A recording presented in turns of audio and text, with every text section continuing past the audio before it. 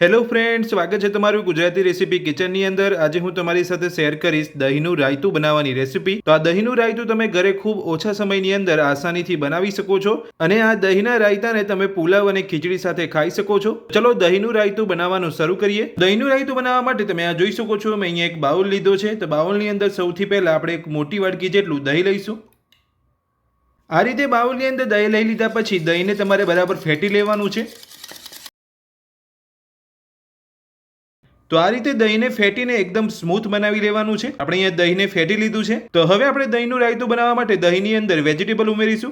તો વેજીટેબલની અંદર સૌથી પહેલા દહીંની અંદર કટ કરેલી ડુંગળી ઉમેરીશું, સાથે જ ઝીણી કટ કરેલી કાકડી ઉમેરીશું।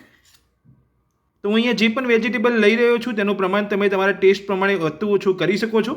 સાથે જ કટ કરેલા ટામેટા ઉમેરીશું, ઝીણા સમારેલા લીલા ધાણા ઉમેરીશું,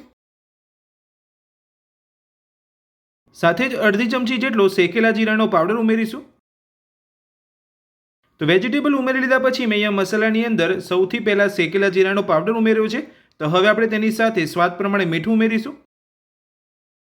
તો આપણે અહીંયા મીઠા સાથે સંચર પાવડર પણ એડ કરી રહ્યા છે, એટલે તમારે મીઠું થોડું ઓછું ઉમેરવાનું છે। તો હવે અહીંયા સ્વાદ પ્રમાણે મીઠું ઉમેર્યા પછી 2 થી 3 ચપટી જેટલું સંચર પાવડર ઉમેરીશું। સંચર પાવડર ઉમેરી લીધા પછી હવે આપણે તેની અંદર 2 ચમચી જેટલી દળેલી ખાંડ ઉમેરીશું। તો દળેલી ખાંડનું પ્રમાણ તમે તમારા ટેસ્ટ પ્રમાણે વધતું ઓછું કરી શકો છો। દળેલી ખાંડ ઉમેરી લીધા પછી હવે આપણે તેની અંદર 2 થી 3 ચપટી જેટલું લાલ મરચું ઉમેરીશું। તો તમે અહીંયા લીલું મરચું લેવા માંગતા હોય તો પણ લઈ શકો છો। તો દહીંનું રાયતું બનાવવા માટે આપણે અહીંયા દહીંની અંદર વેજીટેબલ અને મસાલા ઉમેરી લીધા છે। તો હવે આપણે બધું જ દહીંની અંદર મિક્સ કરી લઈશું।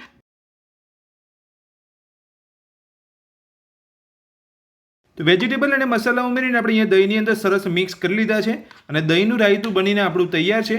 તો હવે આપણે રાયતાને એક બાઉલની અંદર સર્વ કરી લઈશું। તો એકદમ ઇન્સ્ટન્ટ આપણું દહીંનું રાયતું બનીને અહીંયા તૈયાર છે અને આપણે એક બાઉલની અંદર સર્વ પણ કરી લીધું છે। તો દહીંનું રાયતું બનાવવાની રેસીપી તમને મારી કેવી લાગી મને કોમેન્ટ બોક્સની અંદર કોમેન્ટ કરીને જરૂરથી જણાવજો।